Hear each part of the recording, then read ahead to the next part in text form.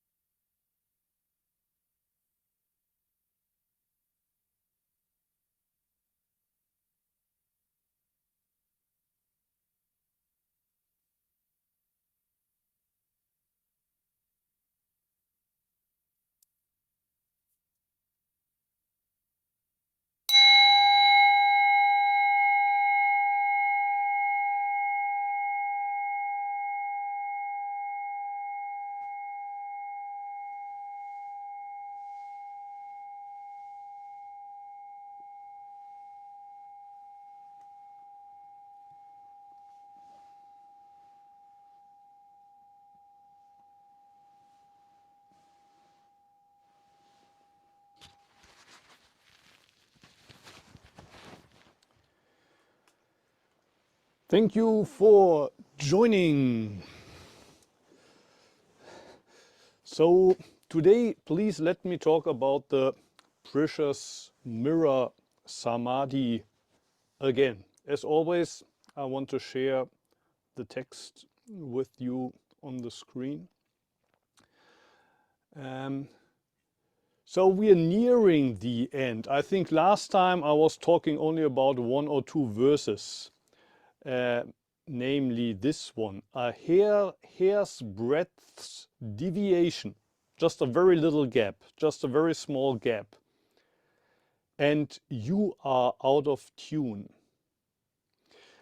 And I think last time I was referring to Dogen Zenji's Fukanza Zengi, and maybe also this text, which in Chinese is called Shinjin Ming, or in Japanese Shinjin Mei. Here you have an English translation which is faith, mind, inscription. A very old text, just as the Hokyo Zammai that we are studying right now. You can never be exactly sure who wrote it, about the exact date, because often the real authors attributed it to some older Buddhist ancestors. In this case, I forgot the name of the author, but supposedly somebody, I think, who studied with the 4th ancestor. So one of the earliest Zen texts in China.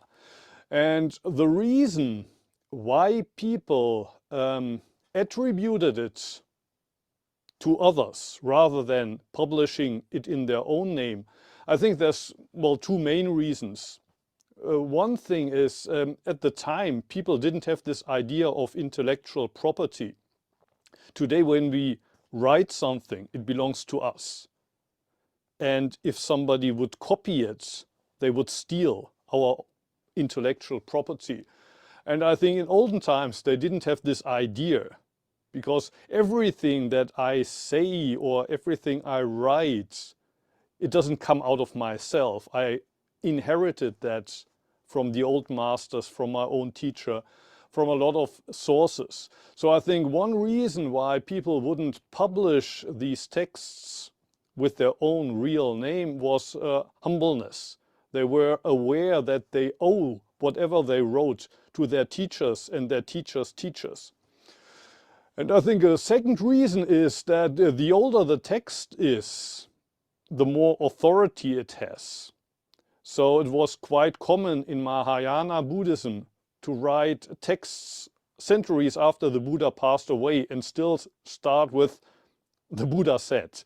So often a text would be credited, attributed to the Buddha himself, because that way it would give him maximum authority. Anyway, let's have a look at the Shinjin Ming or Shinjin Mei text. I will share it once more. The first lines are very famous. The best way, or the highest way. And the word for way, Dao, also means Bodhi, enlightenment, wisdom. So the highest wisdom is not difficult. It only excludes picking and choosing. So enlightenment is very easy. Just stop to pick and choose. Stop to make discriminations. Once you stop loving and hating, it will enlighten itself. Depart for a hairbreadth, and heaven and earth are set apart. And that's basically the line that is more or less quoted here in the Hokyo Zammai. That's also the line that Dogen Zenji is quoting in the Fukanza Zengi text. Depart for a hairbreadth. If you make only a small distinction, heaven and earth are separated. If you want it to appear, do not be for or against. Don't try to grasp it and don't try to avoid it. Those are also things that were said in the Hokyo Zammai text in the beginning. To set longing against loathing makes the mind sick. So if you are for it or against it, your mind will become sick. Not knowing the deep meaning of the way, it is useless to quiet thoughts. And so on and so on. It's a quite long text. And 2 weeks ago, I said that this hairbreadth, this small gap that the text talks about, and also that Dogen Zenji talks about in the Fukan Zazengi, it's the gap between our understanding and our practice. And I think somebody in the comment section said why the text talks about any kind of distinction. The text talks about making no distinctions, not only between understanding and practice, but any. We should stop any kind of distinction. And I think that's true for the Shinshin Ming text, for the original text. It says that we are already enlightened unless we make distinctions. And well, the funny thing about this text is that if you read it from beginning to end, you will notice how dualistic it is. Although it makes the claim that everything is easy when you stop to make dual distinctions. But already the part that I read, it says, if you do this, you're already in the way, but if you make distinctions, your mind will become sick. So this is the right thing to do, not making separations, and this is the wrong way. And for some reason, the author somehow doesn't seem to realize that he is completely making a dualistic distinction here.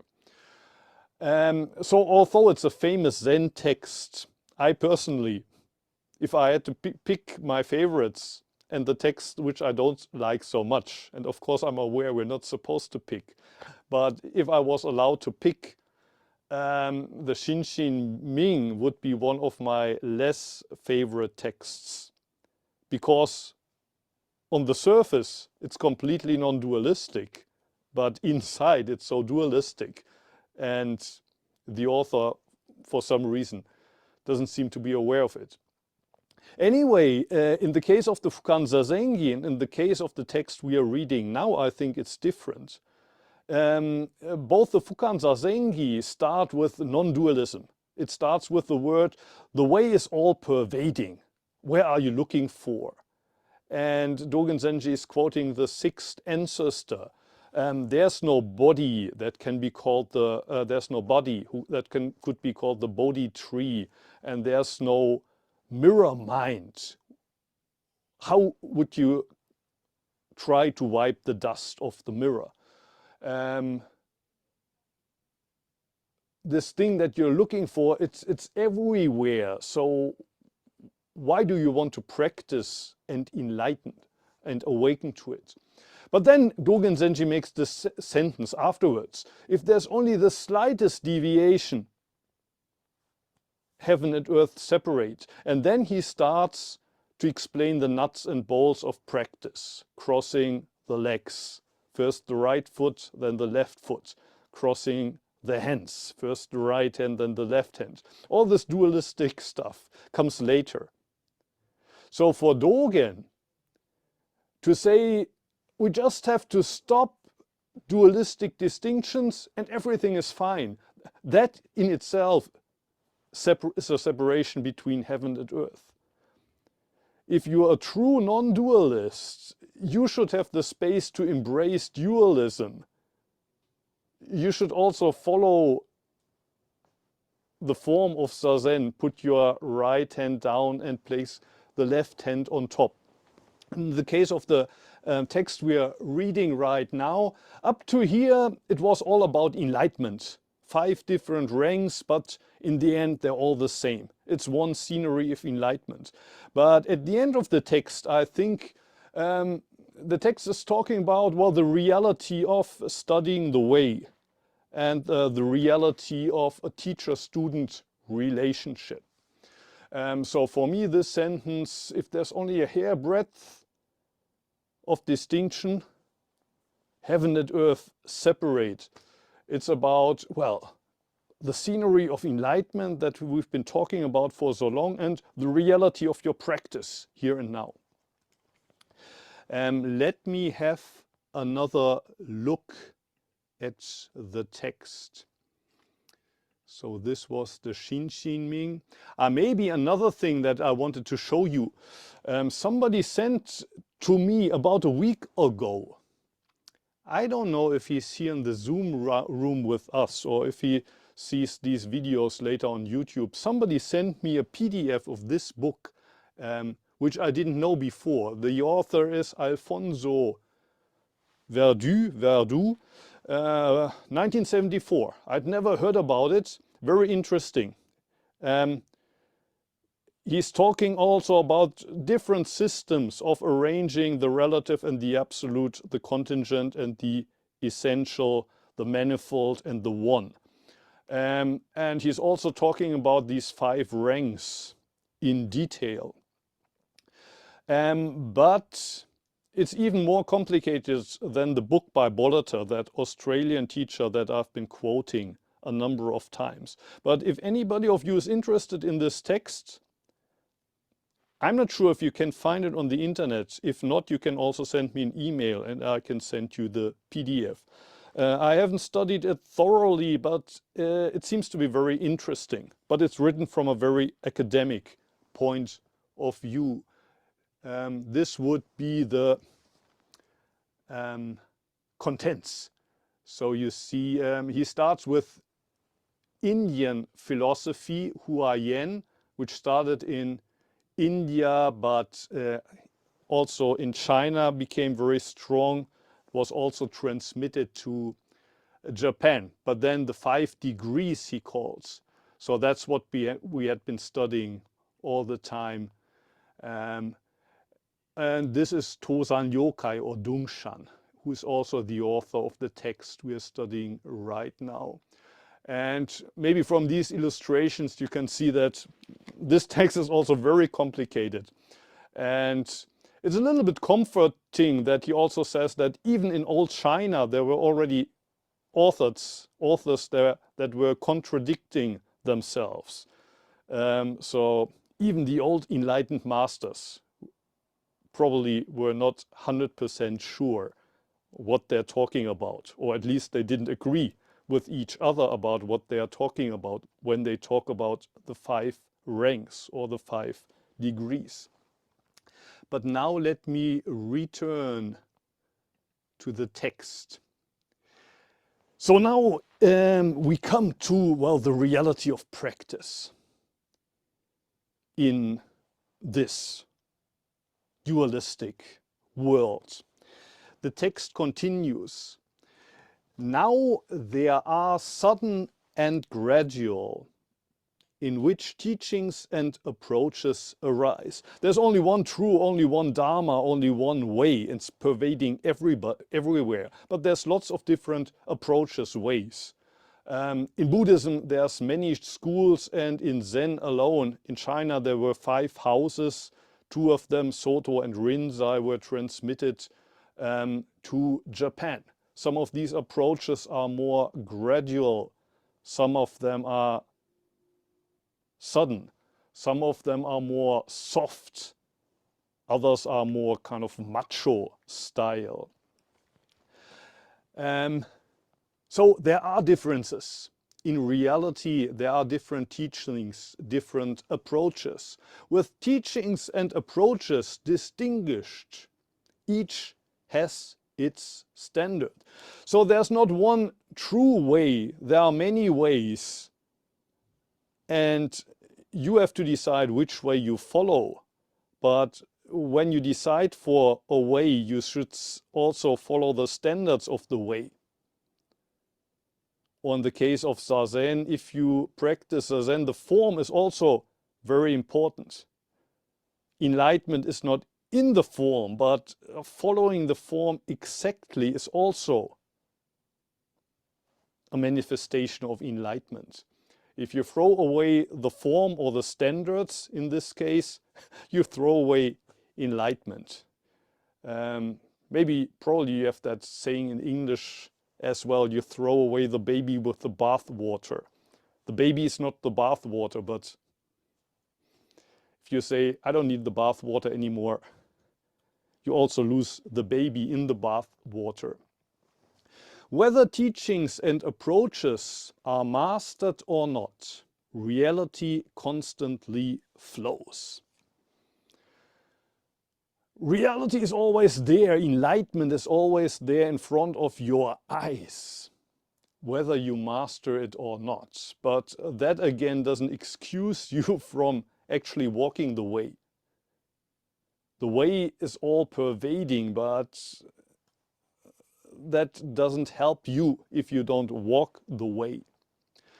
Outside still and inside trembling, like tethered coals or cowering rats.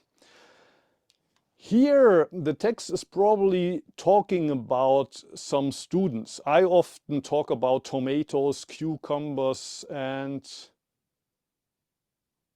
pumpkins. That's my metaphor. These cowering rats, probably students that keep to the form. They keep to the rules.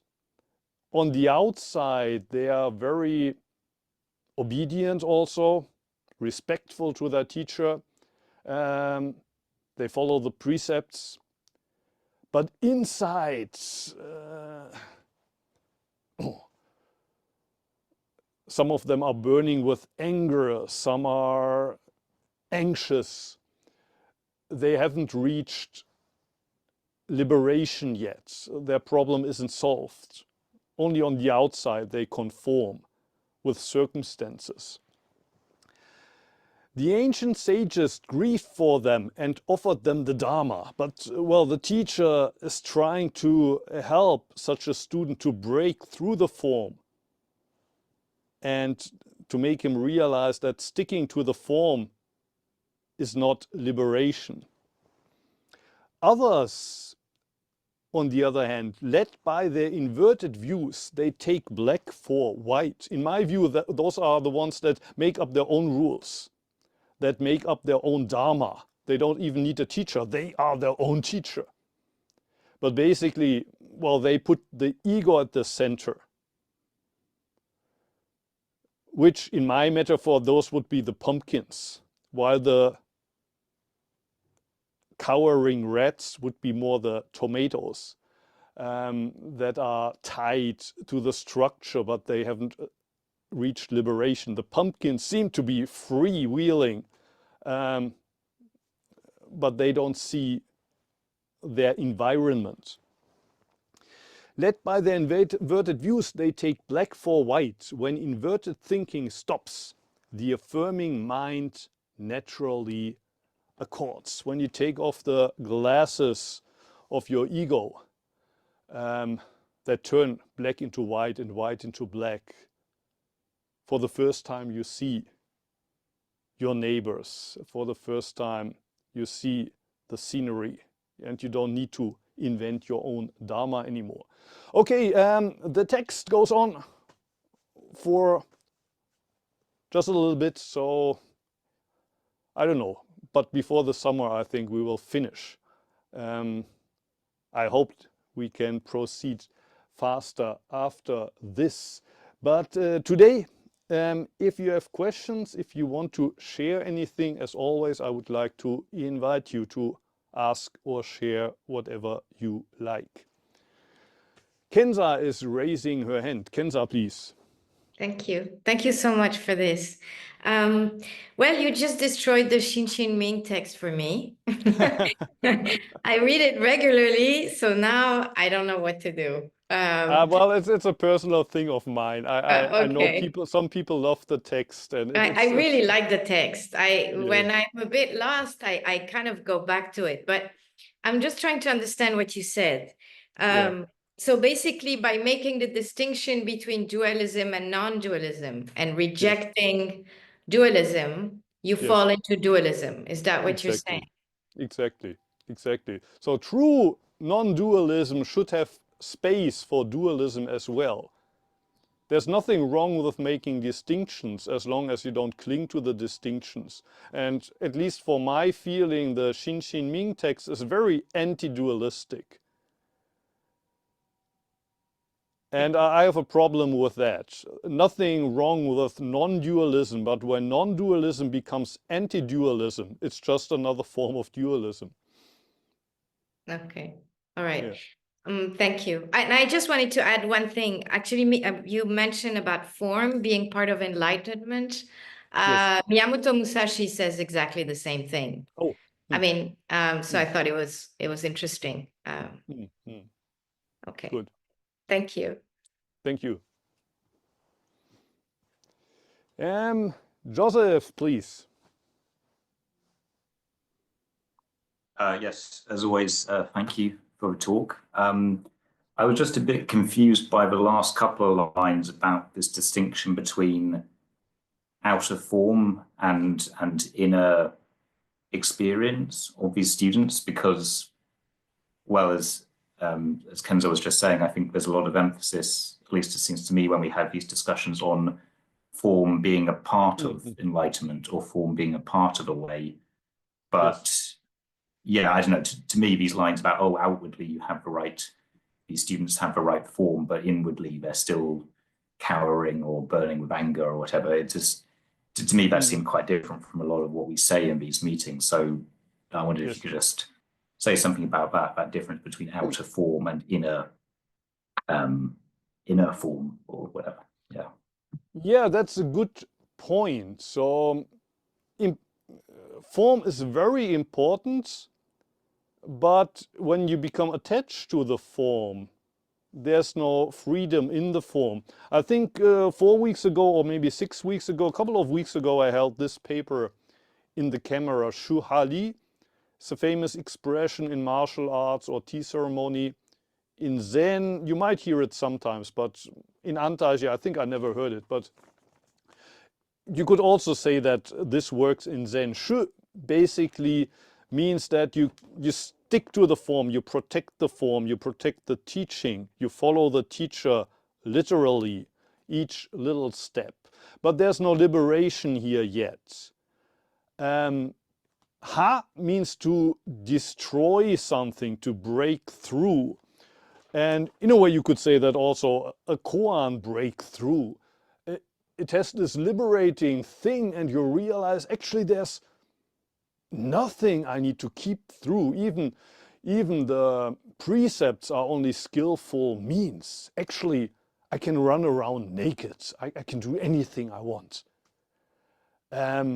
In a way, in the ox herding pictures, that would be picture 4. You got the ox. But then, and that's kind of Li, you need to tame the ox. Here you're still attached to form, but here you're attached to kind of being free from form. It's kind of this kind of hippie anti-establishment form of attachment. You're very attached to yourself, being non-attached, so to speak. And Li is basically free from both. I used this metaphor of kind of like a cat falling from a tree, but then the cat is falling, and when it's falling, it's completely free, but then it lands on its feet. And it lands on its feet, in our case, means you're back in daily life. In my case, you're a father. You're maybe the abbot of a monastery. You're at work, you're a colleague. And even if you're enlightened, you have an enlightenment experience, that doesn't mean that now you're free from all these forms, but you're not free from the forms, but now you're free to follow the forms. You discover liberation in the form. That, in my view, would be Li. So Shu means you're in the form, but you're kind of trapped in the form. You're stuck in the form.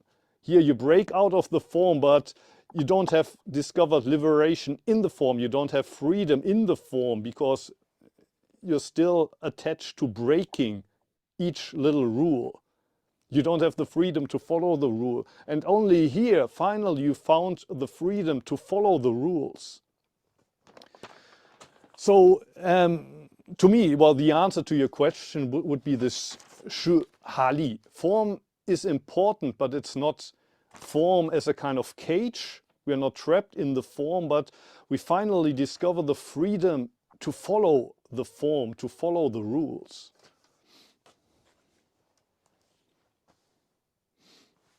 I think that's very similar to the Kurosawaki Roshi quote we looked at a couple of weeks ago. It's something like, was it no greater freedom than to do what you must do, or no greater pleasure than to do what you must do? I can't remember it exactly word for word. Exactly. Yes, yeah, exactly.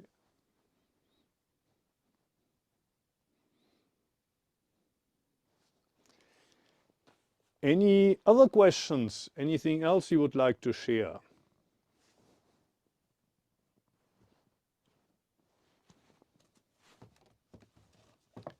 Joseph just mentioned the Kurosawaki to you. So in a week, I will get back to that book. And then in 2 weeks, probably I won't finish it next time, but in, I don't know, maybe 3 or 4 times, I promise you we will have finished this text. So if you have no other questions, next week let's study Sawaki together, and then in 2 weeks let's return to this text. I wish you all a nice week. Thank you everybody. Thank you Xuan-san for hosting us here, and see you again next time. Goodbye, good night.